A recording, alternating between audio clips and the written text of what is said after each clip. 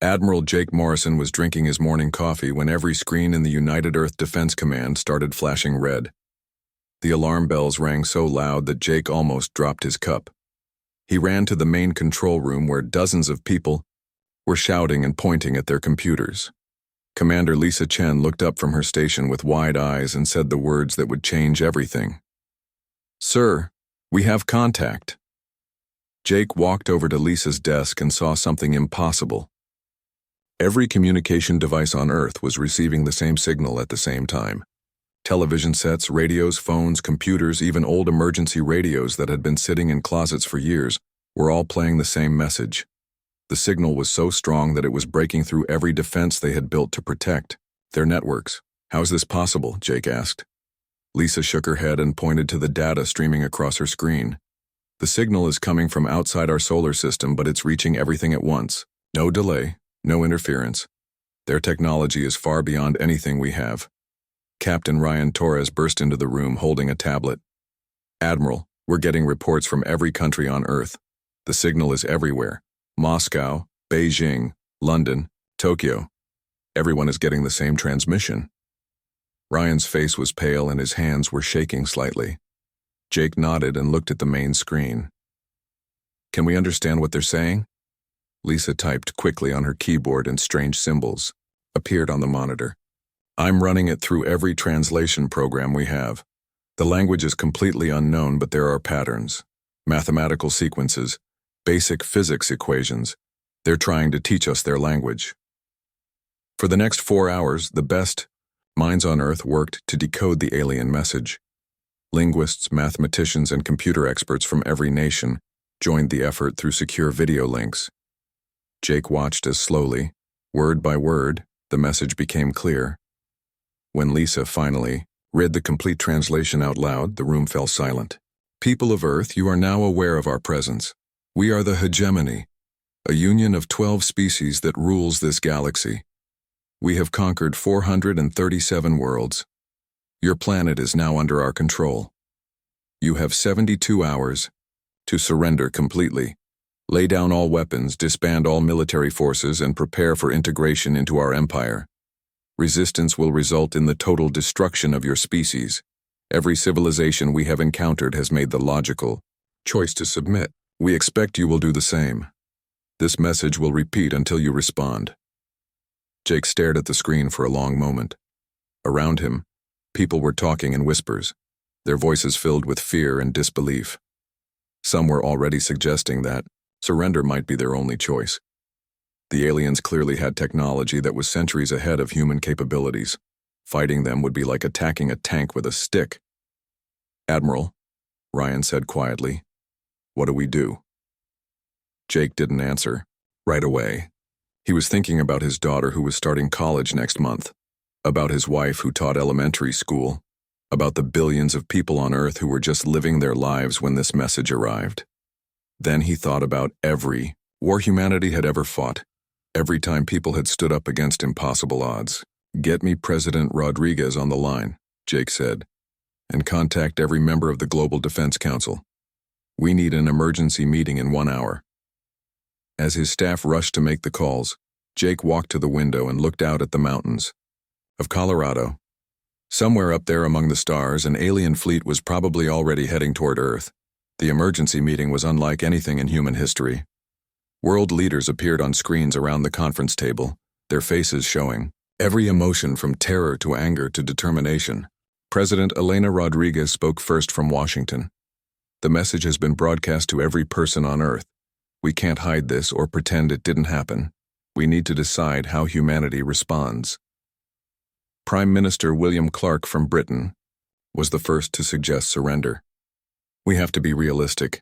If they can control our communications like this, imagine what their weapons can do. We have a responsibility to keep our people alive." Several other leaders nodded in agreement. The room was filled with arguments about duty, survival, and the terrible choice they faced. Then Captain Amy Sullivan from the Space Defense Corps stood up. She was young for her rank, only 32, but she had earned her position by being one of the best tactical minds in the military. "With respect to everyone here, I think we're missing something important.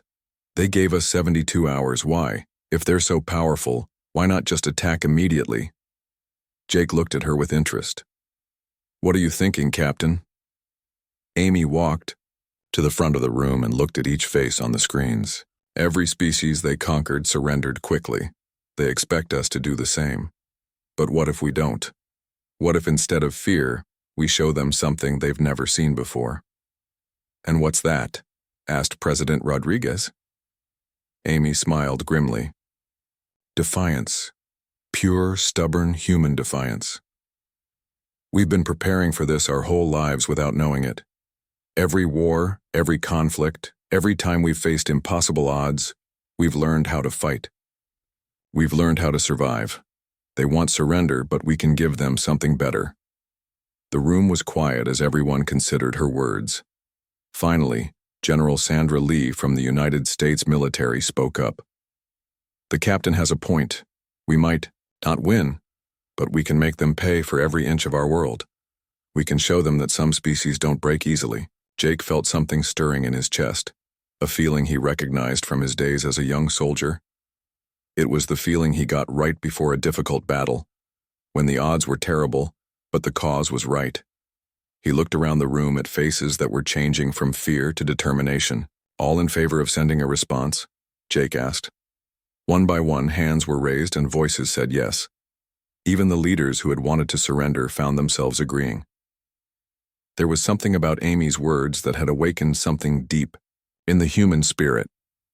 Jake walked to the communication station and opened a channel to broadcast to the entire galaxy. His voice was calm and clear as he spoke the words that would echo across the stars. This is Admiral Jake Morrison of the United Earth Defense Command. We have received your ultimatum. Our response is simple. Come and take it. War Master Thelkar stood on the bridge of his flagship and stared at the small blue planet growing larger on the main screen. In his 300 years of service to the hegemony, he had conquered 28 worlds. Most surrendered before his ships even entered their solar system. The few that tried to fight were destroyed so quickly that the battles barely lasted an hour. This mission should have been routine. The humans had responded with defiance instead of surrender. But that happened sometimes. Young species often needed a demonstration of power before they accepted reality. Thelkar expected to crush their primitive military in a matter of days and then begin the standard integration process. But something was different about the third planet from this yellow star. Instead of the chaos and panic that usually followed first contact, his sensors showed organized activity across the entire surface. Cities were being evacuated in orderly fashion, while military units moved with purpose and coordination. The IE humans were preparing for war. Intelligence report, Thelkar commanded. His second-in-command, Commander Kethavar, approached with a data tablet. War Master, the human response is unusual. They are moving their civilian population underground, while their military forces are taking defensive positions. Our psychological models suggest they should be in complete disorder by now. Thelkar frowned as he reviewed the data. Every previous conquest had followed the same pattern. After the surrender ultimatum, the target species would spend their time arguing among themselves, fleeing their homeworld, or desperately trying to negotiate. The humans were doing none of these things. They were acting as if they actually planned to fight a war they could not possibly win. On Earth, Colonel Nathan Brooks was overseeing the largest evacuation in human history. Millions of people were moving into underground shelters that had been secretly built over the past 50 years. The Global Defense Council had spent decades preparing for the possibility of alien invasion, though most people thought it was just paranoid planning. "How are we doing on the timeline?" Nathan asked his aide. Captain Tony Garcia checked his tablet and smiled grimly. "Ahead of schedule, sir.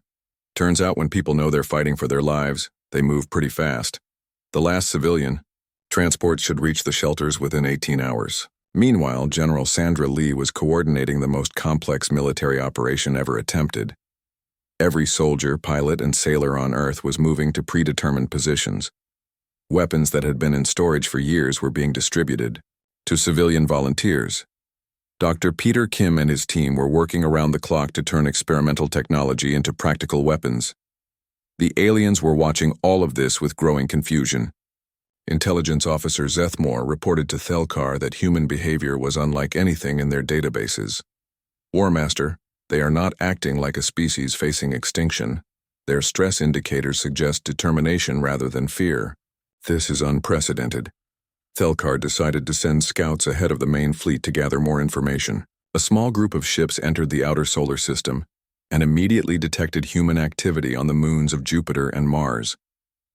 Captain Tony Garcia had led teams to establish observation posts on both locations, giving Earth early warning capabilities the aliens had not expected. The first contact between human and alien military forces occurred near Jupiter's moon Europa. Commander Ben Parker led a small fleet of Earth's most advanced ships against the alien scouts. Everyone knew it was a suicide mission, but the data they could gather might save millions of lives. Ben's voice crackled over the radio as his ships approached the massive alien vessels. "This is Commander Parker to all Earth forces. We're going. And remember, we're not here to win, we're here to learn. Every second of data we can send back might help our people survive what's coming." The battle was brief and brutal. The alien ships were faster, stronger, and better armed than anything humanity had ever built. Ben's fleet was destroyed within minutes, but those minutes provided crucial intelligence.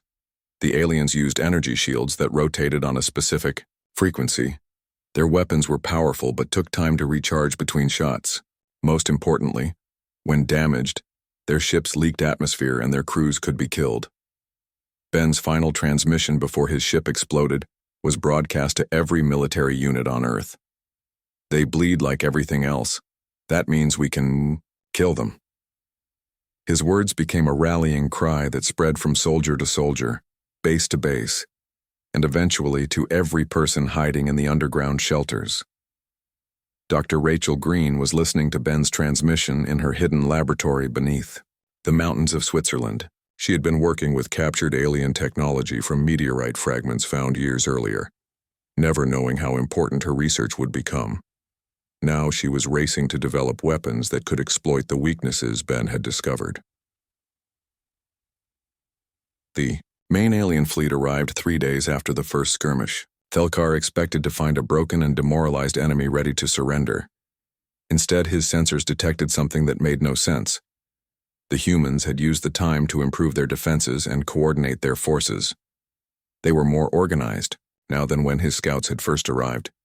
"This is impossible," Kethvar said as he studied the tactical displays. "Every species becomes less effective as the reality of their situation becomes clear. The humans are becoming more efficient." Thelkar stared at the data and felt something he had never experienced in 3 centuries of conquest: uncertainty. The orbital bombardment began exactly 72 hours after the first ultimatum. Thelkar targeted major cities and military installations, expecting to break human resistance with a show of overwhelming force. But when the smoke cleared, the cities were empty and the military bases contained nothing but decoy equipment. The humans had anticipated everything. Flight Commander Julie Washington led the first atmospheric response. Her fighters were obsolete compared to alien technology, but they used tactics no alien had ever seen. Instead of trying to match the enemy's superior firepower, the human pilots used swarm attacks, coordinated strikes, and weapons jerry-rigged from civilian equipment. Julie's squadron hit alien landing craft as they descended through Earth's atmosphere. Her pilots didn't try to win dogfights they couldn't win. Instead, they focused on damaging landing gear, weapon systems, and shield generators. Many pilots died in suicide runs, but each attack taught the survivors something new about alien technology. Major Alex Johnson commanded the underground resistance networks that emerged from hidden bunkers beneath every major city. When alien ground forces landed expecting to find helpless civilians, they instead found a coordinated defense force that knew every tunnel, every building, and every escape route. The aliens had never faced an enemy that adapted this quickly. Every tactic they used was countered within hours. Every weakness they exploited was protected by the next day. The humans seemed to learn from every defeat and turn each lesson into a new advantage. Staff Sergeant Danny Williams proved this when his unit captured an alien outpost using nothing but improvised explosives and urban warfare tactics. The aliens relied on their superior technology, but they had no experience fighting an enemy that could think creatively under pressure. Thelkar found himself doing something he had never done before, requesting reinforcements. In his report to the Hegemony High Command, he admitted that human resistance was beyond expected parameters.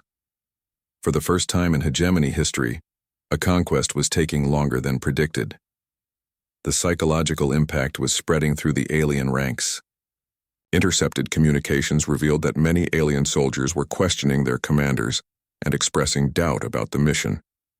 They had been told this would be a simple occupation, but instead they were fighting the most determined enemy any of them had ever faced.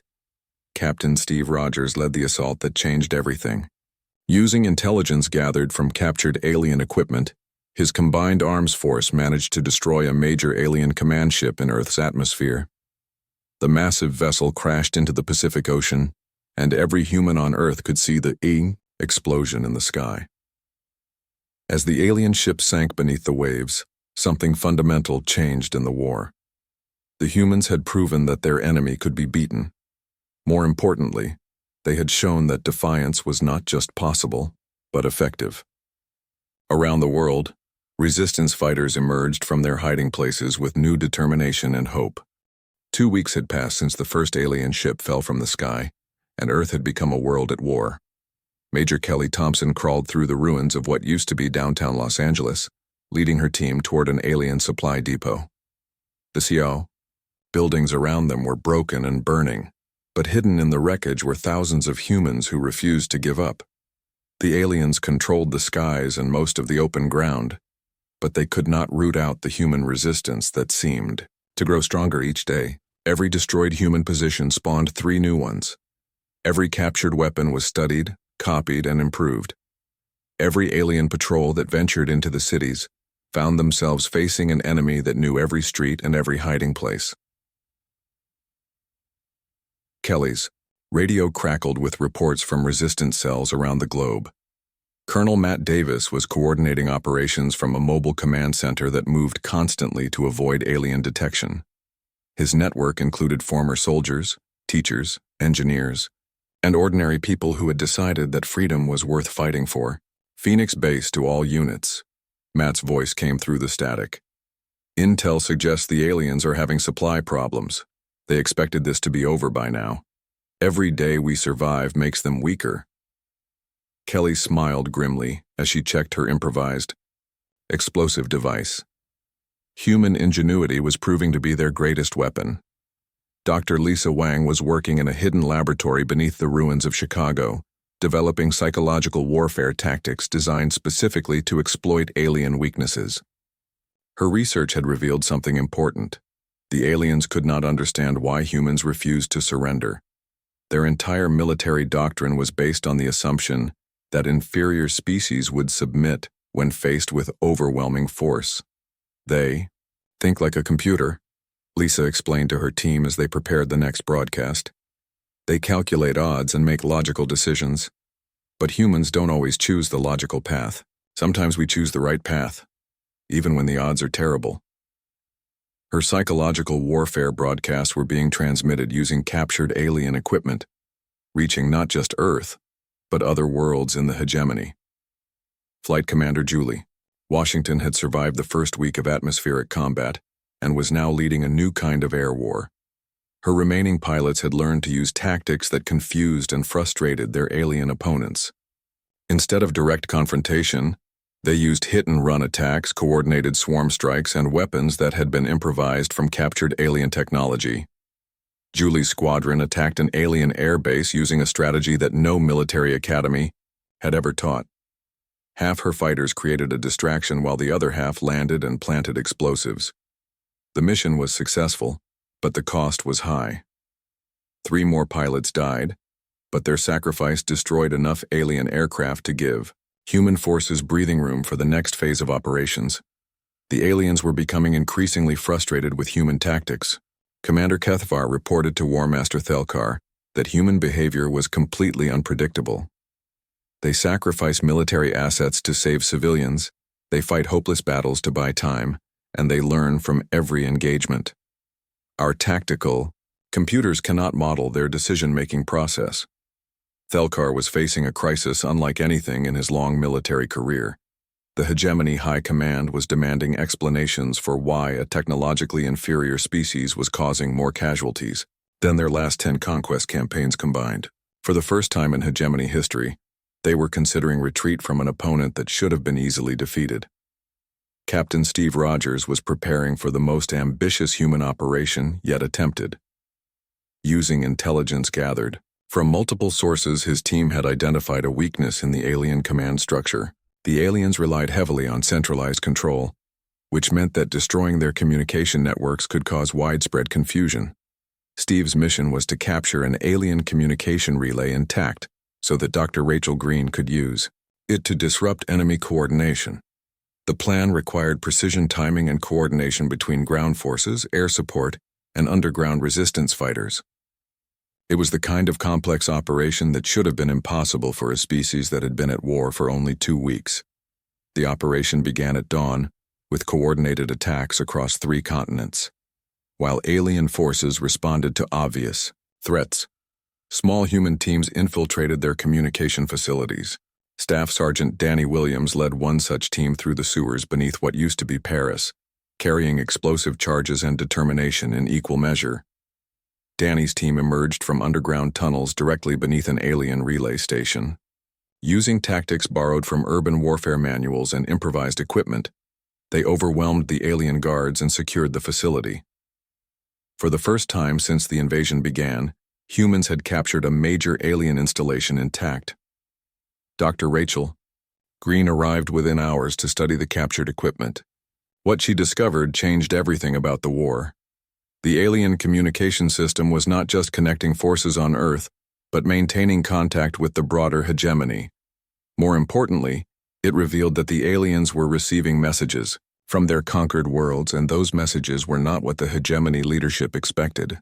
The Empire is not as stable as they want us to believe, Rachel explained to the Resistance leadership. Their subject species are restless, questioning why the conquest of Earth is taking so long. Some are beginning to wonder if the hegemony is truly invincible. This intelligence gave the humans a new strategy that went far beyond simple survival. Sergeant Helen Cooper's squad had been conducting reconnaissance behind alien lines when they encountered something unexpected. A small group of alien soldiers had become separated from their main force and were trying to surrender. One of them, a being called Kelthar, was willing to provide information in exchange for protection. Helen's interrogation of Kelthar revealed crucial intelligence about hegemony structure and psychology. The Empire was not a unified force, but a collection of conquered species held together by fear. Most of the alien soldiers were conscripts from defeated worlds, forced to fight for their conquerors. They had no loyalty to the hegemony beyond the fear of punishment. No one has ever successfully resisted them long enough to inspire rebellion among their subject worlds, Kelthar explained through a translation device. But if humans can fight them and survive, it proves the hegemony can be beaten. That knowledge alone could spark revolutions across dozens of worlds. Captain Rick Martinez was a communications specialist who had been working with captured alien equipment for days. When he heard about Kelthar's intelligence, he realized they had an opportunity that went far beyond Earth's survival. Using the captured communication relay, Rick could broadcast human defiance across the galaxy. Rick's message was simple but powerful. This is Captain Rick Martinez of the United Earth Defense Force, speaking to all conquered peoples of the galaxy. For weeks we have been fighting the hegemony with inferior technology and smaller numbers. We have shown that they can be hurt, they can be defeated, and they can be killed. If humans can fight them, so can you. The hegemony is not invincible. They are just bullies who have never been punched back. The time for fear is over. The time for freedom has begun. The broadcast reached dozens of star systems where conquered species had lived under hegemony rule for generations. On worlds that had not seen rebellion in centuries, people began to whisper about the humans who refused to surrender. Factory workers started sabotaging production quotas. Transport crews began suffering mysterious equipment failures. Colonial administrators reported increasing incidents of civil disobedience. War Master Thelkar received the first reports of colonial unrest with disbelief that quickly turned to alarm. Rebellion was spreading from world to world faster than the hegemony could respond. What had begun as one species' defiance was becoming a galactic revolution, and it all traced back to the example set by the stubborn humans of the third planet. The psychological impact on alien forces was immediate and devastating. Morale collapsed as soldiers realized they were no longer fighting to conquer a single world, but to preserve an empire that was crumbling from within. Some alien units began surrendering rather than continuing a war that seemed increasingly pointless. Supreme, Overlord Vexithera faced an emergency session of the Hegemony Ruling Council. For the first time in their history, they were forced to admit that a conquest had failed not because of superior enemy technology, but because of something they had never encountered before: the power of inspiration. One species' refusal to accept defeat had shown the entire galaxy that freedom was possible. As reports of rebellion poured in from across hegemony space, Kelly Thompson looked up at the night sky from her position in the ruins of Los Angeles. Somewhere among those stars, people who had been slaves for generations were standing up and fighting back. The war for Earth had become something much larger, and humanity had given the galaxy its greatest gift: hope. 3 months had passed since the first alien ship fell from Earth's sky, and the galaxy was burning with revolution. Major Kelly Thompson stood in what remained of the Pentagon's command center, watching reports stream in from across human-controlled territory. The war had cost them dearly, but they were no longer just fighting for survival. They were fighting to free an entire galaxy. Colonel Matt Davis moved his mobile command center through the underground tunnels beneath Washington, D.C. His resistance network had grown from a few thousand fighters to millions of people across every continent. Teachers had become demolitions experts, engineers had become guerrilla tacticians, and ordinary citizens had become the backbone of humanity's war machine. Status report from all theaters. Matt spoke into his encrypted radio. The responses came back from commanders around the world, each telling the same story. Human forces were holding their ground and, in some cases, advancing. The aliens still controlled most major cities, but they controlled them in name only. The real power belonged to the resistance. Dr. Lisa Wang had moved her psychological warfare operations to a facility hidden in the Rocky Mountains. Her broadcasts were now reaching hundreds of star systems, and the response was beyond anything she had imagined. Entire worlds were in open rebellion against hegemony rule.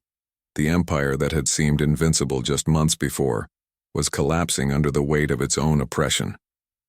"The effect is exponential," Lisa explained to her team as they prepared the next transmission. "Every world that rebels inspires 3 more. The hegemony built their empire on fear, but fear only works when people believe resistance is impossible. We proved that wrong, and now the whole structure is falling apart." Flight Commander Julie Washington had survived longer than anyone expected, a human pilot to survive against alien air power. Her squadron was now equipped with a mixture of captured alien technology and human innovations that confused and frustrated enemy forces. They had learned to fight a war in 3 dimensions, using everything from atmospheric fighters to underground missile batteries. Julie led a dawn attack against an alien supply convoy moving through the ruins of Denver. Her pilots used tactics that would have seemed insane just months before, but experience had taught them that impossible tactics often worked because the aliens could not predict or counter them. The convoy was destroyed, but 2 more pilots paid the ultimate price for victory. The aliens were facing something they had never encountered in their conquest of 400 worlds. Admiral Morthak, who had replaced the disgraced War Master, Thelkar, sent increasingly desperate reports to the Hegemony High Command. Human resistance was not decreasing over time as their psychological models predicted. Instead, it was growing stronger and more sophisticated with each passing day. "They adapt faster than any species we have encountered," Morthak reported during a secure communication with the ruling council. "Every tactic we deploy is countered within days. Every weakness we exploit is protected by the following week. Worse, their example is inspiring rebellion across 17 sectors of hegemony space." Supreme Overlord Vexthara stood before the Emergency assembly of the hegemony's ruling council on their homeworld of Zektar. Around her, representatives of the 12 founding species argued and shouted in languages that had not been raised in anger for centuries. The Empire was facing its first existential crisis, and nobody knew how to respond. A single primitive world has destabilized 4 centuries of hegemony rule, Vexithara announced to the assembly. Their resistance has cost us more ships and soldiers than our last 50 conquest campaigns combined. More importantly, they have given our subject species something we thought we had eliminated forever: hope. On Earth, Captain Steve Rogers was leading a joint operation between human forces and recently liberated alien prisoners of war. The discovery that many hegemony soldiers were actually conscripts from conquered worlds had opened new possibilities for intelligence gathering and psychological warfare. Some alien units were beginning to defect rather than continue fighting for an empire they had never chosen to serve. Steve's team included humans, Kalari refugees who had escaped hegemony, control, and even a few Zakari soldiers who had turned against their own species. It was the kind of diverse force that the hegemony's rigid hierarchy could never have created, and it represented something new in galactic history: cooperation based on shared values rather than conquest. Dr. Rachel Green had established a new research facility in the Canadian Rockies where human and alien scientists worked together to develop technologies that could level the playing field. The combination of human creativity and alien knowledge was producing innovations that neither species could have achieved alone. Weapons that had taken the hegemony decades to perfect were being improved and modified in weeks. Sergeant Helen Cooper's interrogation techniques had yielded intelligence that changed the entire strategic picture. The hegemony was not just losing the war for Earth, they were losing control of their entire empire. Rebellion was spreading faster than their military could respond, and their subject species were beginning to coordinate their resistance efforts. "They're scared," Helen reported to Colonel Davis during a strategy meeting. For the first time in centuries, the hegemony leadership is genuinely afraid. They built their power on the belief that resistance was futile, but we've proven that wrong. Now they don't know how to maintain control without fear. Captain Rick Martinez had become the voice of the galactic resistance, broadcasting messages of hope and defiance to conquered worlds across hegemony space. His communications network used captured alien equipment and sympathetic contacts on dozens of worlds to coordinate rebellion efforts. The Empire's own communication system had become the weapon of its destruction. Rick's latest broadcast reached an estimated 2 billion sentient beings across 40 star systems. "This is the voice of free Earth, speaking to all enslaved peoples of the galaxy. Today marks 100 days since we refused to surrender to the hegemony. In that time, we have proven that they can be defeated. We have shown that their technology is not invincible, and their soldiers are not unstoppable. Most importantly, we have demonstrated that freedom is worth any sacrifice." The message had immediate effects across hegemony space. On the industrial world of Morketh, factory workers went on strike and disabled production facilities that supplied the war effort. On the agricultural world of Veltar, farmers destroyed food supplies meant for hegemony military forces. On the mining world of Kreshan, entire underground cities declared independence and began attacking hegemony installations. War had come to every corner of the galaxy, but it was not the war the hegemony had planned. Instead of conquering Earth and adding another world to their empire, they found themselves fighting to prevent the complete collapse of their civilization. The humans had given the galaxy something more powerful than any weapon: proof that tyrants could be overthrown. Major Alex Johnson emerged from the subway tunnels beneath New York City, leading a mixed force of human soldiers and liberated alien allies. They had just completed a raid that destroyed a major hegemony command center and captured enough equipment to arm 3 more resistance cells. The war was far from over, but the momentum had clearly shifted in favor of freedom. Admiral Morthak received the final report that confirmed his worst fears. Hegemony forces were in retreat on 17 different worlds. 3 entire sectors had declared independence and were coordinating their defense efforts. The empire that had ruled the galaxy for 4 centuries was disintegrating, and it all traced back to one species that had simply refused to accept defeat. In the ruins of Geneva, Captain Amy Sullivan stood before a gathering of human and alien leaders who were planning the next phase of their war effort. Around the table sat representatives of species that had been enemies just months before, now united by their shared commitment to freedom. The hegemony had created the resistance that would destroy them by attacking the one species that would never surrender. "The cost has been terrible," Amy said as she looked around the table at faces marked by months of warfare. "We have lost cities, ships, and people we can never replace. But we have gained something the hegemony can never take away. We have proven that freedom is possible, and that knowledge is spreading across the galaxy like wildfire." The war for, Earth had become a war for the soul of galactic civilization, and humanity had lit the fuse that would burn down an empire built on oppression. The aliens had expected to harvest another world, but instead they had awakened a force that would transform the galaxy forever. The age of the hegemony was ending, and the age of freedom was about to begin. 1 year after first contact, Admiral Jake Morrison stood on the bridge of the first human interstellar vessel, watching the hegemony homeworld of Zektar grow larger on the main screen. The ship around him was crewed by humans, liberated Kalari, Frizakari, and representatives of 20 other species that had thrown off the chains of oppression. What had begun as Earth's desperate defense had become the largest liberation fleet in galactic history. General Patricia Evans commanded the reformed United Earth Defense Force from a command ship that had been built using technology shared by dozens of freed worlds. The vessel was a symbol of what cooperation could achieve when species worked together instead of conquering each other. Around her, the combined fleet represented hope for billions of beings who had lived their entire lives under hegemony rule. Commander Troy Baker led the advanced scouts as they approached the outer defenses of the hegemony capital system. His ships were fast and maneuverable, designed using the best technology that multiple species could provide.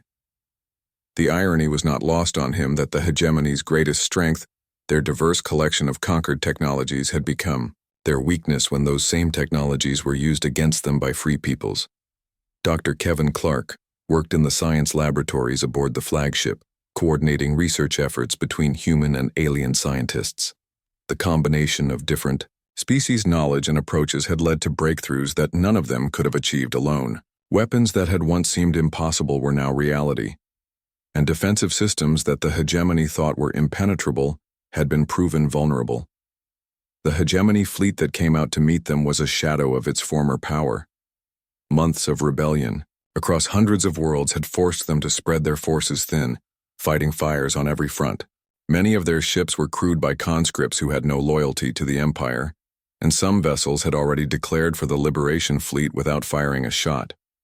Supreme Overlord Vexathara stood in the command center of her fortress world, watching the approaching fleet with a mixture of anger and despair. In 1 year, everything she had worked to build over 3 centuries had crumbled. The empire that had seemed eternal was dying, killed not by superior technology, but by an idea that spread like a virus. The idea that freedom was worth fighting. Captain Ashley Turner commanded the assault ships that led the attack on Zektar's orbital defenses. Her pilots included veterans of Earth's defense and young recruits from dozens of worlds that had recently joined the cause of freedom. They fought with the determination of beings who knew they were making history, breaking the chains that had bound the galaxy for 400 years. The battle for Zektar was fierce but brief. Hegemony forces fought with the desperation of those who knew they were facing extinction, but they were outnumbered and outmatched by an enemy that had learned to fight as one people, despite being many species. The orbital platforms fell one by one, and the Liberation Fleet moved toward the planet's surface. War Master Thelkar, who had been brought back to defend the homeworld in its final hour, watched his defenses crumble from his command bunker. He had started this war believing that humans were just another species to be conquered. Now he faced the reality that his own empire was being destroyed by the example those same humans had set for the galaxy. Captain Steve Rogers led the ground assault on the planetary capital, fighting through streets that had never known the sound of battle. Around him, soldiers from dozens of worlds advanced together, united by their shared hatred of oppression and their commitment to freedom. The city that had ruled the galaxy was falling to those it had enslaved. Dr. Lisa Wang's psychological warfare broadcasts were being transmitted from the captured communication centers, reaching every corner of hegemony space with messages of victory and liberation. Her words carried hope to beings who had never dared to dream of freedom, and they carried the promise that the age of tyranny was finally ending. In the deepest bunker of the capital city, Supreme Overlord Vex Thara made her final stand with the last loyal hegemony forces. She fought not for victory, which was impossible, but for the principle that the strong should rule the weak. That principle died with her when Captain Ashley Turner's assault team broke through the final defenses. The fall of Zektar marked the end of the hegemony, but it was not the end of the story that had begun with humanity's refusal to surrender. Admiral Jake Morrison stood in the ruins of the hegemony's command center and opened a communication channel that would reach every world in the galaxy. His words would be remembered for generations as the moment when freedom truly came to the stars.